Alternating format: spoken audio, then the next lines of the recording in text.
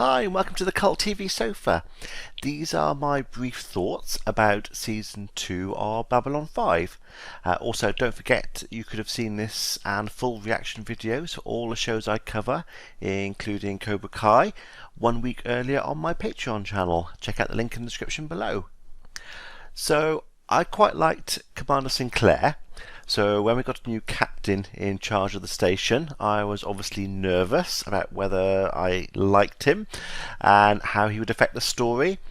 I needn't have worried though, because I actually really quite like Captain Sheridan. I like the way that Bruce Boxleitner, hopefully pronounced his name right, portrays him, and also like the character himself. He does have a very different command style to Sinclair, and it's clever that they show that, and you can really see the difference between the two of them. There have actually been a few times when I thought Sinclair wouldn't have done that, and that's really good. That's clever that they can do that. I liked Ivana this season. I think it was good that they gave her and the captain a history, because it meant that she already knew and trusted him, which allowed them to get straight into the story without them having to learn how the other works and show them on screen, building the trust up, which would have slowed the story down. So that was cleverly done. A simple thing, but it was effective. She's shown that she is a good commander and that she can be light relief when the moment is appropriate. Her promotion was well deserved and a good way for Sheridan to pass off some of his workload. Whilst writing this and checking the episodes, I realised that Garibaldi had less of a role this season compared to last, especially in the last third of the episodes. He was barely in this at all. I was a little annoyed about the way he kept the Rangers' secrets from Sheridan. Garibaldi is the head of security, and Sheridan has to trust that he's doing what he can to protect the station, and I really think that that went against the trust that Sheridan would have. I know Garibaldi did it because he trusted the previous commander of the station, but even so, it just didn't sit right with me. Apart from an early episode in the season, Dr. Franklin didn't take advantage of many patients this season, so good for him.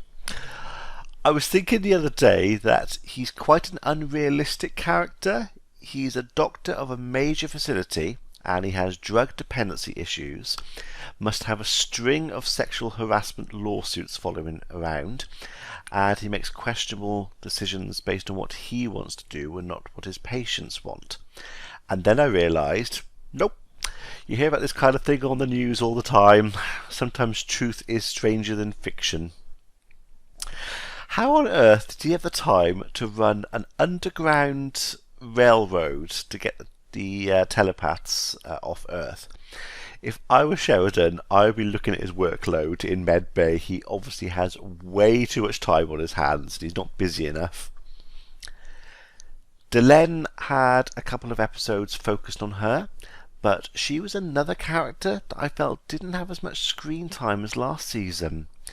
I really wish I had the time to make the bar chart race that I did for last season, because I would like to have seen the actual stats on whether I'm right about some of the characters' screen time or not, or whether it's just my impression.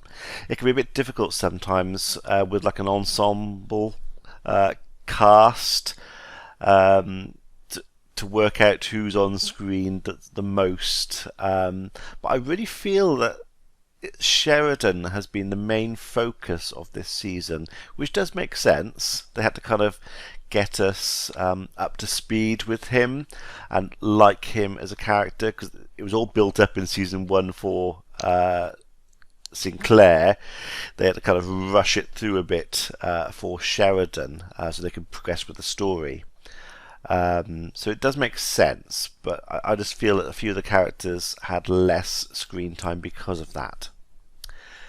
We did see Delen and the captain getting a little cosier together, and we also saw that they would both sacrifice themselves for the other, which I think says a lot about them as people and maybe the way things are going for them. Now we come to who I consider to be one of the two stars of the season, Londo. It was very clever how they took him from his gambling, drinking, fun-loving previous state that we saw last season and gradually took him down a darker route. It was also quite scary. His actions and decisions led to the deaths of at least tens of thousands of Narns and to them being conquered. I can't imagine the weight we saw weight on his shoulders when we saw him looking through the window during the bombardment of the Narn homeworld. You could see it on his face. And whilst I do feel sorry for him, I'm finding it hard to feel sympathy for him, as they have been his choices. Which leads us to the second star of the show, Jakar. I think it's safe to say that he has had some of the most powerful scenes this season, and their brilliance was due to the performance by Andreas Katsoulis, again, hopefully pronounced correctly. When he slowly walked into Captain Sheridan's office to ask for sanctuary, you could see literally the weight on him without him even saying a word. And for me, his best performance was when the Centauri Emperor visited the station. We saw Jakar go from feeling elated to the lowest of the low in just a few scenes. And it was all believable and tragic at the same time. He was a very good actor, and it comes across in his scenes. Via had a small part in this season. It must be hard for him to see everything that's going on and not to be heard or be able to do anything about it. I think he genuinely does care about Londo, and he can see what's happening to him, but he can't do anything about it. Lanier also didn't appear much, but I did enjoy the scene where he cooked a meal for Captain Sheridan and Delen. His reactions and facial expressions to Sheridan's comments were really well done. Talia Winters left the show this season. She was an interesting character, and there were obviously a few things that could have happened with her abilities that Jason Ironheart gave her, but we'll never get to see anything more about that, which is a shame. We also don't know how things could have developed between her and Susan, as they appear to be heading that way. Susan's feelings about telepaths could also have created some interesting storylines in future episodes, so it is a shame that they were building it up and we won't get to see any more about it. It was nice to see the station itself get some upgrades in the form of weapons. I'm a huge fan of battle scenes and space action fights, so it was nice to see them in use in the final episode of the season, and I'm sure we'll see a lot more in the future. And I'm really looking forward to the next season. The story, the whole war is starting to build up now, and I know things are going to be much more exciting from now on. I hope you continue to enjoy my reactions, because I watch the show for myself, but I do the reactions to share with you, and I really enjoy talking with you all in the spoiler-free comments. So I shall see you all in the next video, which will be episode 1 of season 3, and be seeing you.